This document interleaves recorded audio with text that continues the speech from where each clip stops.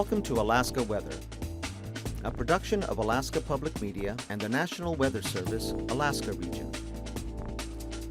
Produced and broadcast daily from the studios of KAKM, Alaska Weather provides complete forecasts, public, marine, and aviation for all of Alaska. Alaska Weather is made possible by the following sponsors. Indie Alaska is an innovative weekly web series capturing the diverse and colorful lifestyle of Alaskans. Real stories of everyday Alaskans at work and play. Supported in part by Alyeska Pipeline Service Company. Cook Inlet Tug and Barge is a marine transportation company specializing in harbor services with a primary marketing focus on the Port of Anchorage, providing their customers with quality-based service specifically tailored to their needs.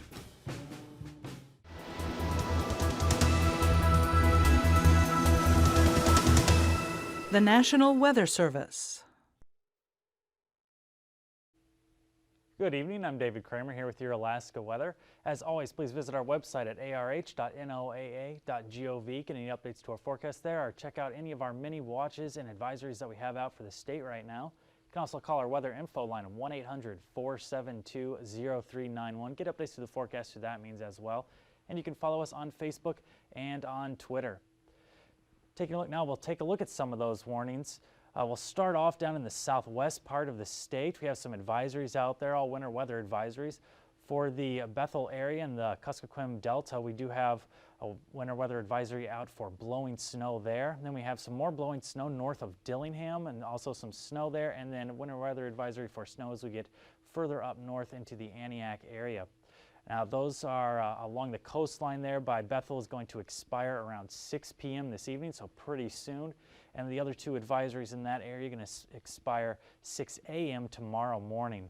As we move off further to the east, that system that's causing those is going to start a little bit later. We are expecting the one warning and two advisories in that area going to start this evening around 6 p.m. That is a winter storm warning for heavy snow, and then two winter weather advisories for snow for Anchorage up into the Matt Valley area. Now those are out at 6 p.m. and will go until noon tomorrow for the two advisories and out until 5 p.m. tomorrow for that winter storm warning in the Susitna Valley. As we get out even further to the east in the Copper River Basin, we do have another winter weather advisory for snow out there. That is going to start midnight tonight and go until 5 p.m. tomorrow. That is primarily along the Alaska Range, so north of Glen Allen there. And as we move up further to the north, we'll start off with all of our warnings that we have along the west coast of the state. Those are all winter storm warnings for snow and blowing snow. All of those warnings are in effect right now, and we're expecting those southern ones going to last until 6 a.m. to 9 a.m. tomorrow morning. The more northern ones in the southwestern part of the Brooks Range there, those are going to expire a little bit later, 3 p.m. to 6 p.m. on tomorrow. As we move out to the east, we're going to expect those conditions to move that way as well. In the central interior, we're going to see those from 6 p.m. tonight, and then those will go out until 6 p.m. tomorrow. Again, those are all winter weather advisories for snow and blowing snow, primarily through the passes and over the summits. And as we get even further off to the east, those ones are going to start midnight tonight or 3 a.m., somewhere in that time range, and those are going to go out until midnight the following night till 4 a.m. on Sunday. Winter weather advisories for snow and blowing snow all throughout these areas. The worst conditions are going to be through the passes and over summits. So let's take a look at what is causing those conditions. As we start off in the west out over the Bering, we can see our main low starting to push off to the east, and the frontal system out ahead of that starting to make its way over the western part of the state. We can watch this again, focusing more on that leading edge where those worst conditions are. We're watching that track over western Alaska with the cloud shield out way ahead of it out over the eastern part of the state. Switching up now, we'll take a look out over the eastern side. We have one low coming up from the south, pretty weak though, fading out pretty quickly, but they are leaving some rain throughout the southeastern part of the state. And one more time, we have the lower cloud cover out over the south central, starting to clear out ahead of that higher level clouds that are now moving into the area. So we'll take a look now at our weather. We do have higher pressure out to the southeast, but we have some rain underneath that with the lower stratus there out throughout much of the Panhandle, and some little isolated conditions around the Prince William Sound area. But the main impact that we have is that low out over the Bering pushing off to the east with a lot of that southwesterly flow, bringing up a lot of moisture there. So we're seeing a lot of snow with that and stronger winds with that frontal system as well, which is why we're seeing all those blowing snow and heavy snow conditions throughout all the southwest, going up the coastline all the way up to around the Point Hope area. But as we get up along the Arctic coastline, we are going to see some foggy conditions up there for the remainder of the day. And then behind this, I'm not seeing a whole lot of activity yet, but there are some isolated rain showers out around the Pribilof Islands area.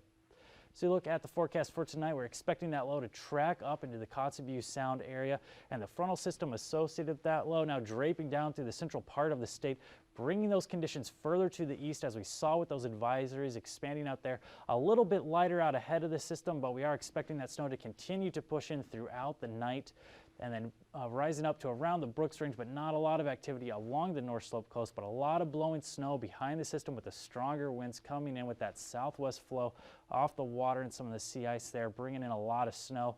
But as we get further to the south, starting to transition over to be a mix with rain along the coastline into the Bristol Bay area, some isolated snow showers behind the system out over by the Pribilofs, and warmer as we get down along the Aleutian Islands. Going to see some rain showers out there. Pushing off more to the east, down to the south central now, we have some rain and snow mix expected for the Kenai Peninsula, transitioning over to snow as this frontal system pushes through over the nighttime hours as we get into the early morning for tomorrow. And then along the North Gulf Coast, primarily rain, especially as we get down to the Panhandle, where we're going to see a lot of rain there, becoming a little bit lighter as we get further to the south, but then we're also going to see some fog in those more southern locations as well. As we move into Saturday, expecting rain to continue down in the southeast part of the state, some areas of fog a little bit further to the north, and then as we get along the North Gulf Coast, watching this front push through, pushing those rain conditions off further to the east, transitioning that rain over to snow as we see snow now behind it throughout the Cook Inlet area and up into the interior behind this frontal system. But a lot of snow remaining throughout the day on Saturday, and we are expecting a lot of those winds to start to diminish on Saturday.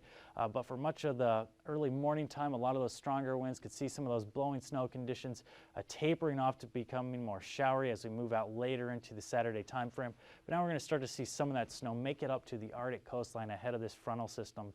So you look on the back side of this low out over places in the northern Bering Sea, going to see some of those showers develop as we move out closer towards the Pribilof Islands and on the Bering side of the Alaska Peninsula. And we have our new system coming up from the south later on Saturday, bringing up some rain and foggy conditions to the central and western Aleutian Islands. But for now on Saturday, we're going to have that high pressure keeping it pretty clear and dry out there for the Aleutians.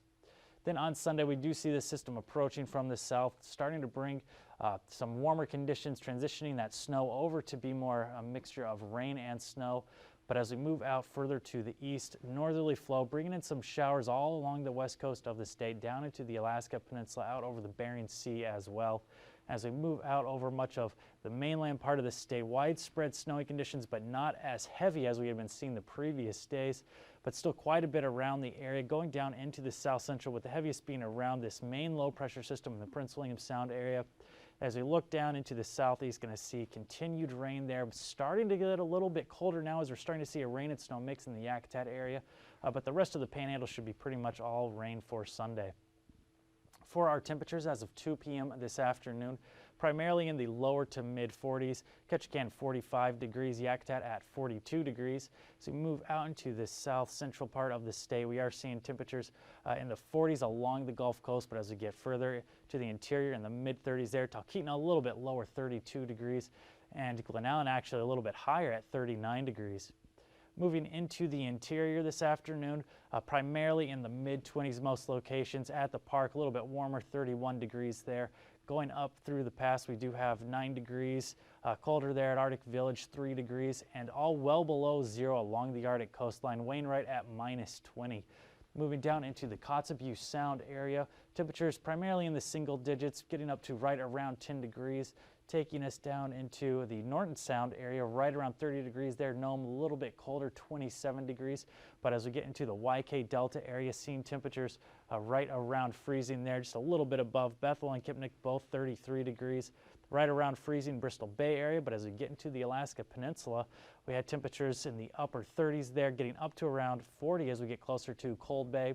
And then down around the Aleutian Islands, temperatures in the 40s for the most part, colder as we get further to the west, 34 degrees this afternoon for Shemya, and 40 for both St. Paul and St. George.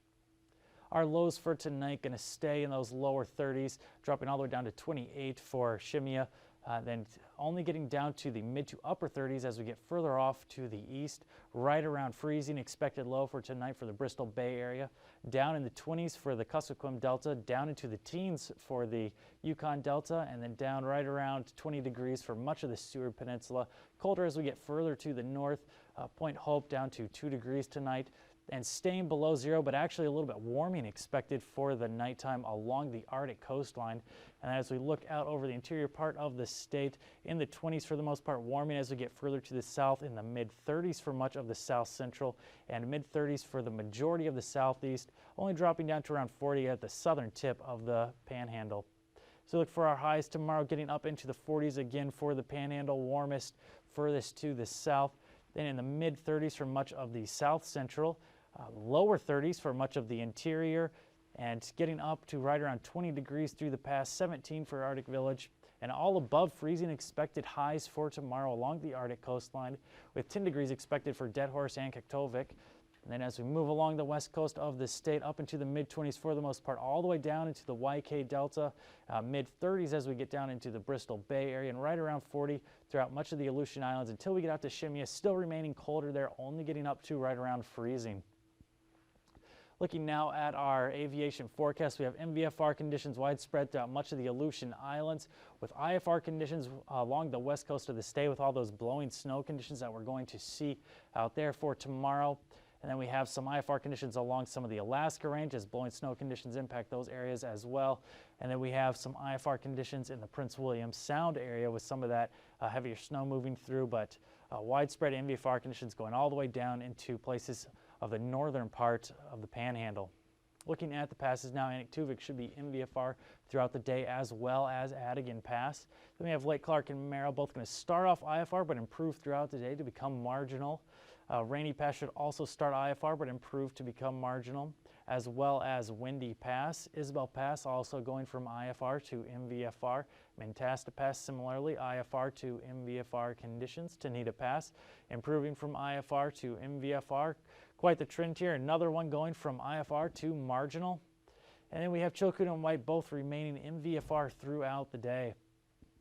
Taking a look at our freezing levels, we have a lot of warmer air up there into the Gulf with that freezing line staying just to the north of the Panhandle, and they kind of hugging the coastline there, keeping all the snow there. But we saw that mixture of rain and snow coming in around the Bristol Bay area as that freezing line is getting pushed further to the north with that warmer air coming up from the south, and that freezing line going off to the west towards the western Aleutian Islands. Looking at our icing for tomorrow, way out in the western Aleutian Islands with that next system approaching, we have between 5,000 and 8,000 feet. Then we have with the main core of our snow up to the north, going from the Norton Sound area between 4,000 and 8,000, dropping down to around 3,000 to 7,000 as we get closer to the northeastern part of the state. Right around the North Gulf Coast, extending out through the Yakutat area between 6,000 and 10,000 feet there. For the jet stream, the core of our jet will start off to the west. We have the strongest part, 130 knots out of a westerly direction, going over that very southern part of the Bering Sea, and then moving over the southern part of the state, going a little bit further to the north, staying at that 130 knots and exiting out over Canada. Dropping us down to 9,000 feet, we have our low sitting up further to the north of the Bering Strait, but our strongest core of winds now coming out through the Bering Sea, 40 knots, increasing to 50 knots out over the Kuskokwim Delta area, and then picking up all the way to 60 knots right over the southern part of the interior and Alaska range, and only dropping down to around 55 knots as we get out over the northern Gulf. But as we look up along, dropping pretty significantly up along the Arctic coast, only around 15 knots there, and then over the southeast, 40 to 50 knots out of that westerly direction. Down to 3,000 feet, pretty similar flow over the Panhandle, but now we have 30 to 45 knots over that area, pretty strong winds. We have stronger core winds going through that southern part of the state there, getting out that southwesterly direction, getting up to as high as 50 knots there, dropping down to being almost calm out over the northern part of the state. And then out over the Bering Sea, we have that northwesterly flow, that core of winds up to as high as 50 knots there, and becoming pretty calm as we get out over the western Aleutian Islands. Taking a look now at our turbulence slide, those stronger winds all along the Bering Strait area, down along the southwest part of the state below 4,000 feet, turbulence expected there. Then as we move out over more of the south central into southern parts of the interior, below 6,000 feet expected there. Expecting this to start to shift slowly to the east and become more impactful for the Kodiak Island area as we move throughout the day tomorrow. And then we have a light area out over the Yukon area below 4,000 feet. If you stay with us, we'll be back shortly for the marine forecast.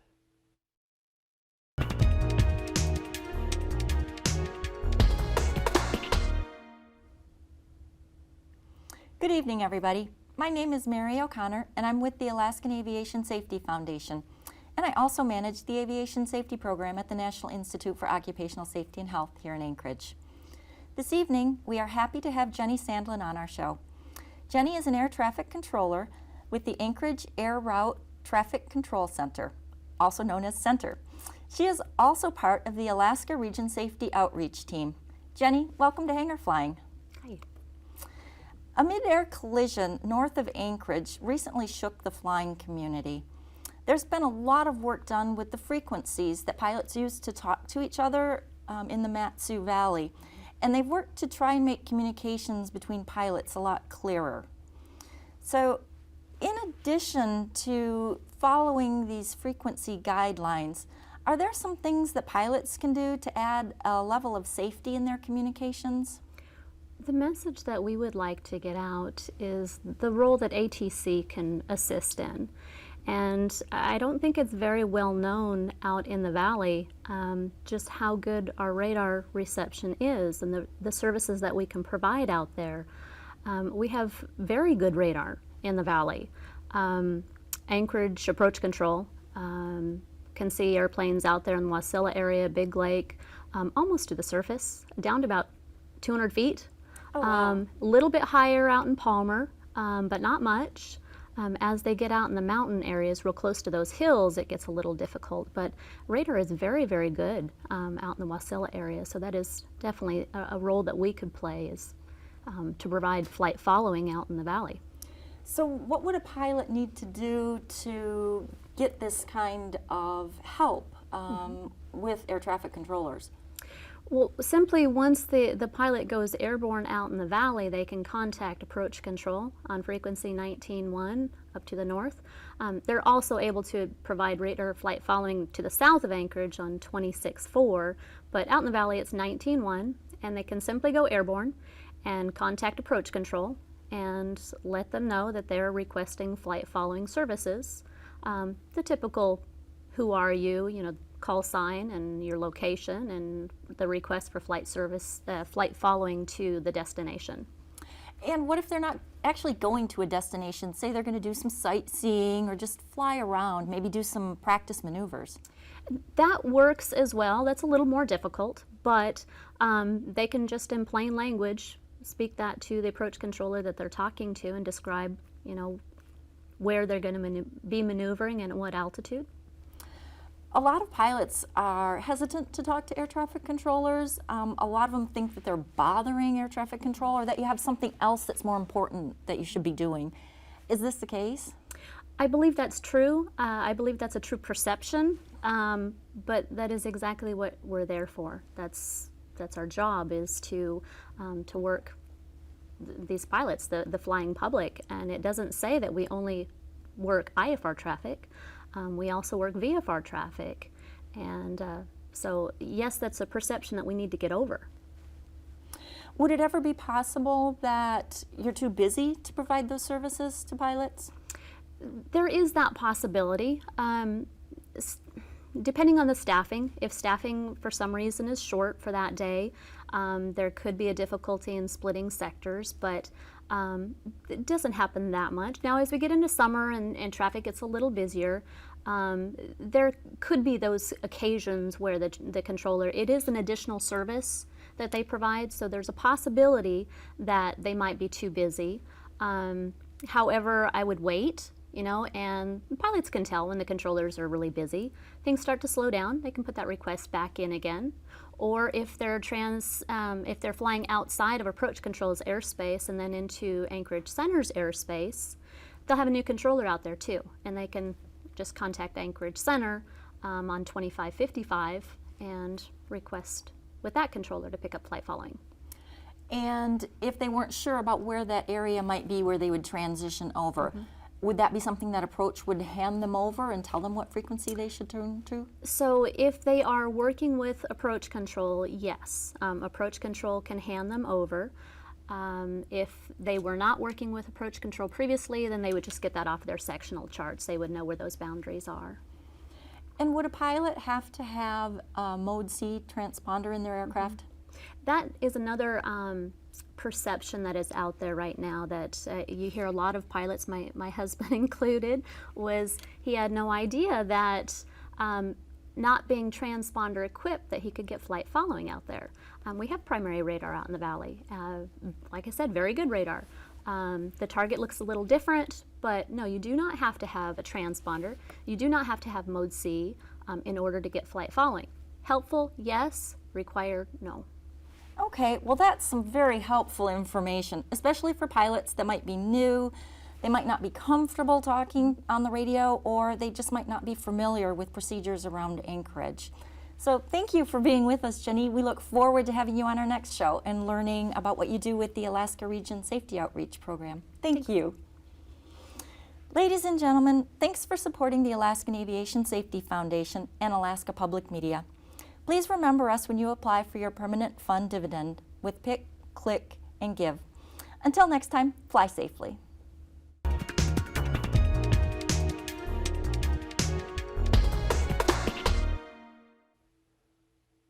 And welcome back to the show. I'm meteorologist Mike Ottenweller, and I'll be taking you through your marine forecast.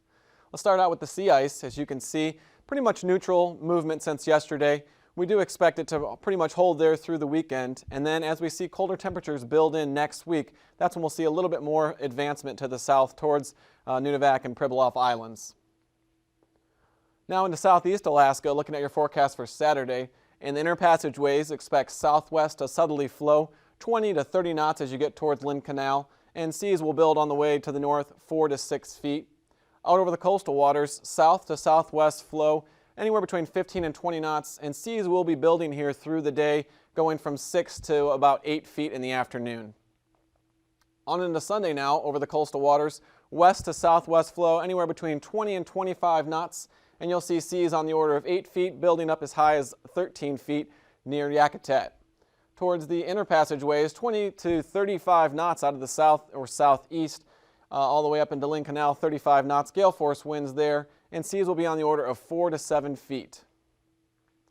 As we step towards south central, looking up towards northern Cook Inlet, for Saturday afternoon, expect 6-foot seas and winds out of the south at 25 knots. Over to Prince William Sound, similar conditions, 20 knots out of the southwest and seas running about 4 feet. As we get over the Gulf, expect southwest to southerly flow 25 to 30 knots and seas generally on the order of 8 to 11 feet.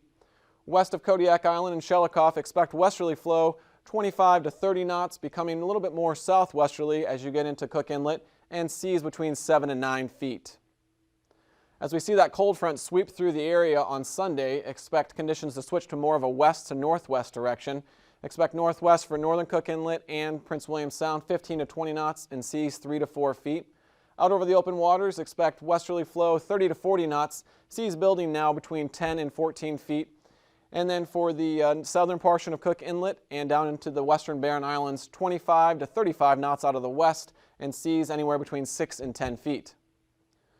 For the Alaska Peninsula on Saturday, expect westerly flow on 25 knots on the southern portion of the islands and 30 knots to the north on the Bering side. Seas will be 8 to 13 feet on the northern side and 7 to 8 feet south of the chain. And on Sunday, everything going from the northwest, 20 to 30 knots as that cold front sweeps through. Seas 9 to 10 feet on the Bering side and 7 to 9 feet on the Pacific side.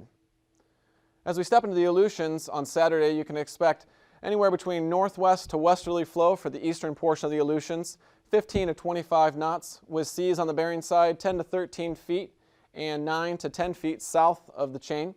Out a little bit further to the west, north to northeast flow now and 20 knots and seas will be on the order of 10 to 12 feet as you get towards the western Aleutians.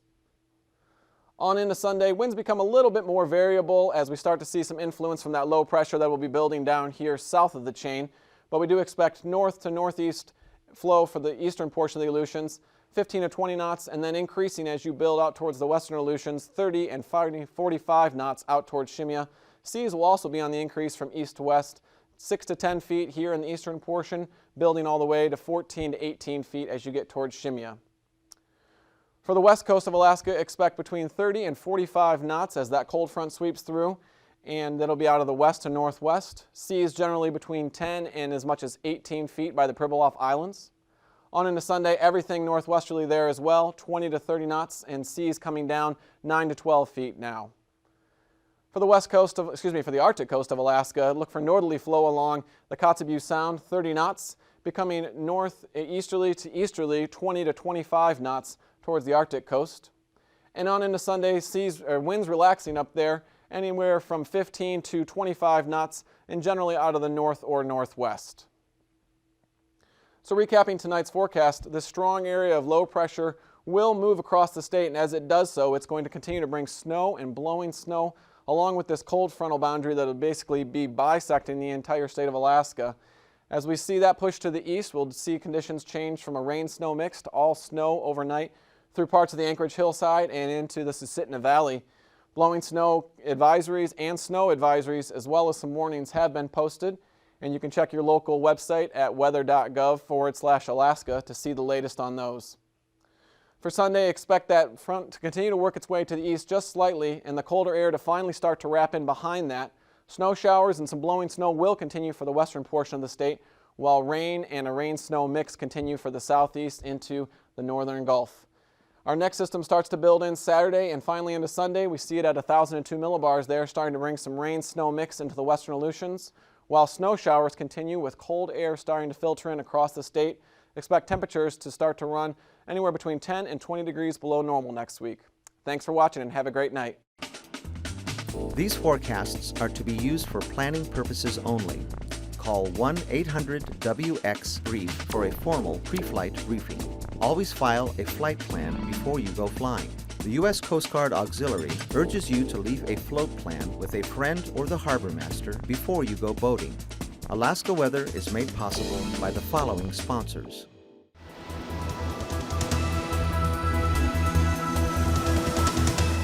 The National Weather Service.